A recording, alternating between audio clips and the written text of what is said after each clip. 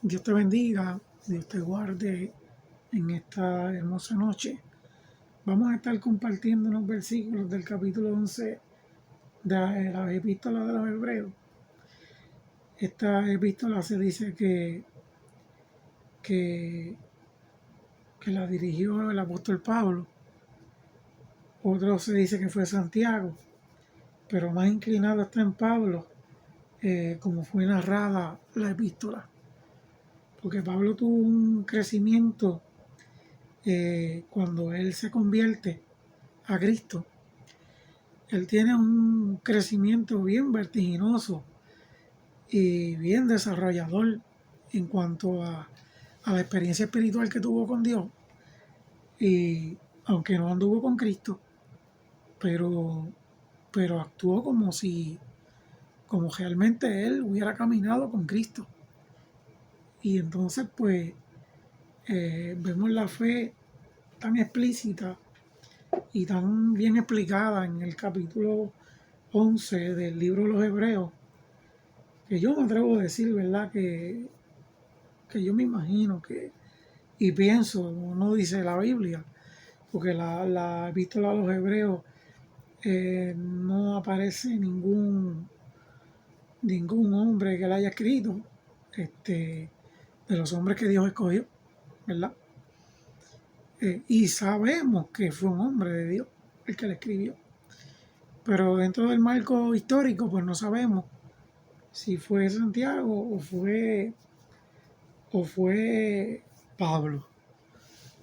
Juan no, porque Juan no va en esa línea, pero Pablo sí. Yo pienso que fue Pablo. Y, y lo digo porque por la connotación del mensaje en desarrollo, como él lo lleva y lo trae. Dice el primer capítulo, o sea, el capítulo 11, del verso del 1 en adelante, yo voy a leer los primeros versículos y luego estaré haciendo los comentarios porque la fe es bien explícita. La fe no es tu creer. Mucha gente se han acercado a Dios por creencia, pero no por fe. La creencia es lo que tú crees. Y en lo que tú crees no necesariamente tú caminas bajo convicciones. Entonces, si usted cree, pues usted va a caminar por una convicción. Pero si usted dice que cree y no tiene fe, entonces no hay convicción. Porque la convicción entra a la persona cuando hay fe. Allí es cuando se manifiesta la acción. La fe, como dice la Biblia, la fe sin obra es muerta. Dice pues, es la fe, la certeza de lo que se espera, la convicción de lo que no se ve. Porque por ella alcanzaron buen testimonio los antiguos. Por la fe entendemos haber sido constituido el universo por la palabra de Dios, de modo de que lo que se ve fue hecho de lo que no se veía. Entonces, cuando tú dices, es pues la fe, la certeza de lo que se espera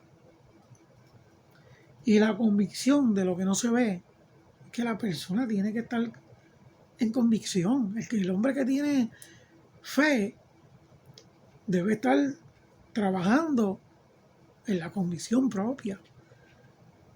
Yo le tenía una petición a Dios hace mucho y yo siempre oraba para que Dios me diera el privilegio de orar por una persona muerta y que Él lo reviviera. Y eso anduvo conmigo años, pero años largos sin darse. Un momento aquí, hace unos 3 años por ahí, o 4, teníamos una actividad en la iglesia, en un parque, Memorial Park de la 8, aquí, en Líbano. Y estábamos gozándonos allí, los hermanos de la iglesia, los pastores.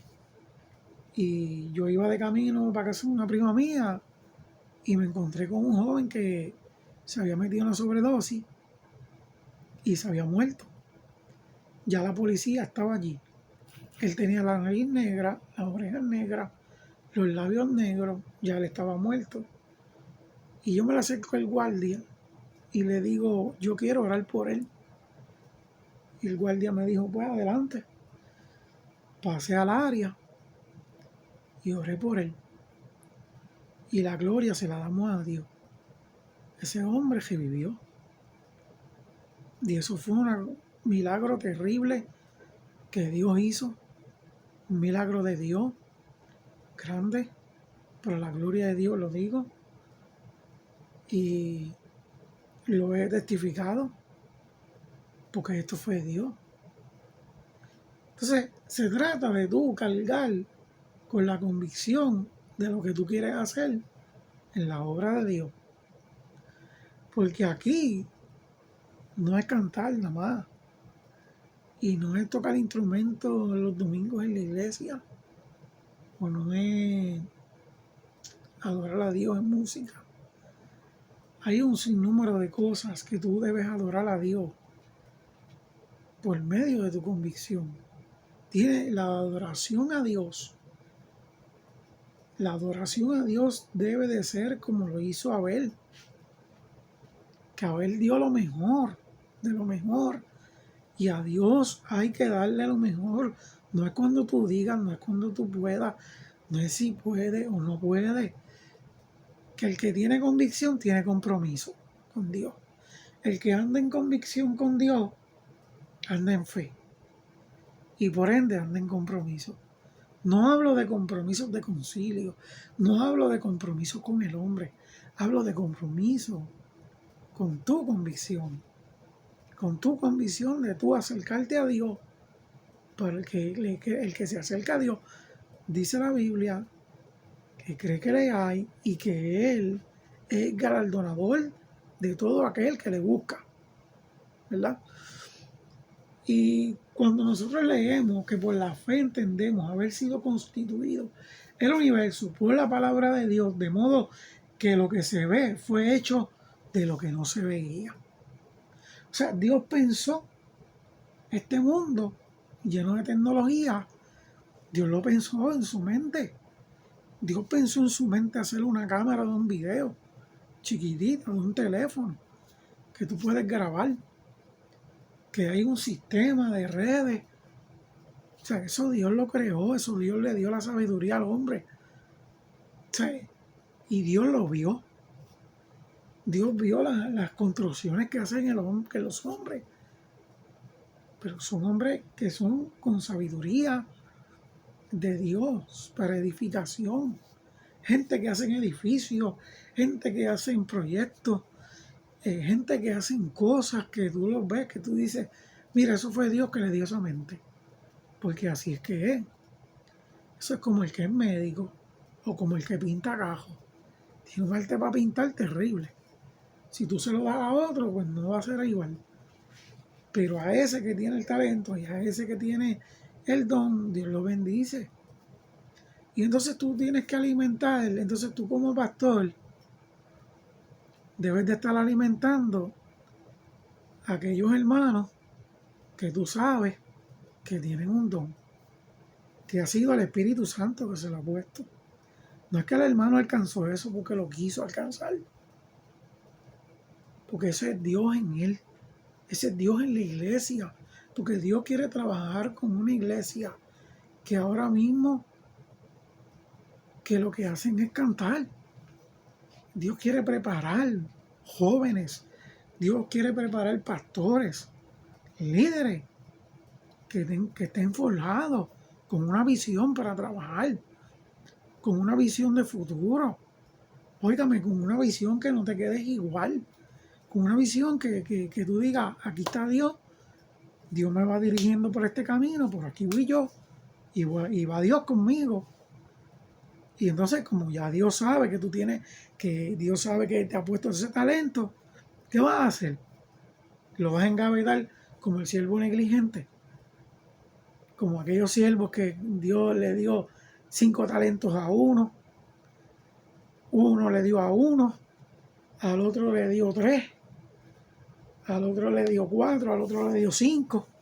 Cuando él vino para atrás, Al que tenía 3, le devolvió 6. Señor, tú me diste 3 talentos, yo cogí y los multipliqué. Y le regresó 6. Y al de 5 le devolvió 10. Y al de 2 le devolvió 4. Pero cuando fue el de 1, él le dijo, Señor, yo sé donde tú riegas donde no ciegas. Así le dijo. Yo tuve miedo y lo escondí. Ah, el miedo. ¿Por qué la Biblia habla del miedo? Porque el miedo te tumba la fe. El miedo, cuando una persona tiene miedo, no tiene convicción. Está desnudo delante de Dios. Y Dios no puede obrar así. O sea, esa persona que dice que tiene fe, tú puedes tener fe, pero no tener convicción. Entonces, Dios no va a obrar porque Dios quiere que tú tengas una convicción para hacer un trabajo que Dios quiere hacer con el pueblo. Porque Dios quiere hacer un trabajo con su pueblo. Dios tiene gente ahí que oran. Dios tiene gente en las iglesias que oran. Dios tiene gente que hacen milagros escondidas por ahí. Porque se conoce. Porque la obra de Dios siempre va a ser respaldada por el Espíritu Santo. Porque la obra de Dios es del mismo Dios y del mismo Espíritu Santo quien la hace. Porque la formó. La Biblia dice y registra en el libro de Hechos, capítulo 1, que cuando Jesús estaba con los discípulos, que estuvo 40 días, que estuvo 50 días, porque al día 50 fue que cayó el Espíritu Santo, que son 40 días más 10, por eso dicen Pentecostés, porque sale de allí, del avivamiento, de un avivamiento sale Pentecostés. Entonces, ¿qué pasa? Nosotros hemos cogido a la iglesia, la hemos humanizado, la hemos controlado. Ya no le damos la parte al Espíritu Santo para que hable y ministre. Y ahora nosotros nos creemos que controlamos todo. Estamos más dedicados a la prosperidad y a eso le llamamos bendición. Le estamos llamando bendición a lo que Pablo en Colosenses 3 le llamó añadiduras. La Biblia dice que la bendición de Jehová es la que enriquece al alma y no trae tristeza con ella. Que la bendición de Jehová, voy a repetirlo, que la bendición de Jehová enriquece al alma y no añade tristeza con ella, dice. Eso quiere decir que la bendición de Dios que me ha tocado vivir a mí, aquí, sea económica, material, lo que sea, pues doy gloria a Dios por eso, pero eso son añadiduras.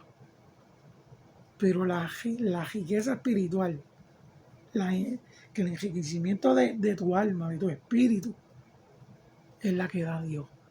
Esa es la bendición de Dios.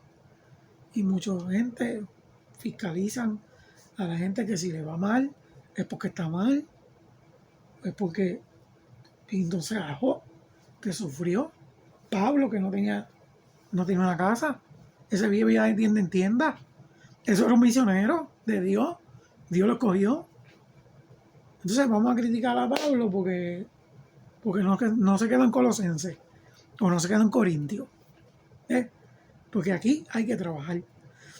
Y la Biblia dice que mientras el día dura, trabaje. Porque cada día trae su propio afán. Pero trabaje para Dios. Así es que Dios le bendiga. Dios le guarde mucho. Espero que estas cortas palabras entendamos lo que Dios nos quiso decir en cuanto a la fe. La fe no se explica. La fe no tiene una explicación limitada. La fe de la que Dios puso en Abraham, de la que Dios depositó en Noé, de la que Dios depositó en Cristo. Mira, ese es el dador de la vida, el Cristo. Y a veces lo ofendemos, lo ofendemos en palabras, lo ofendemos en decisiones que hemos tomado, lo ofendemos como nos da gusto y gana, porque el orgullo del hombre no quiere. El orgullo del hombre no lo deja ser libre. Porque no hay perdón. Pues se perdona de la boca para afuera. Entonces, si tú vas a pedir perdón, hazlo con convicción. Si vamos a perdonar con convicción. Si vamos a pedir perdón, vamos a hacerlo con convicción. Porque esto se trata de fe. Dios te bendiga, Dios te guarde.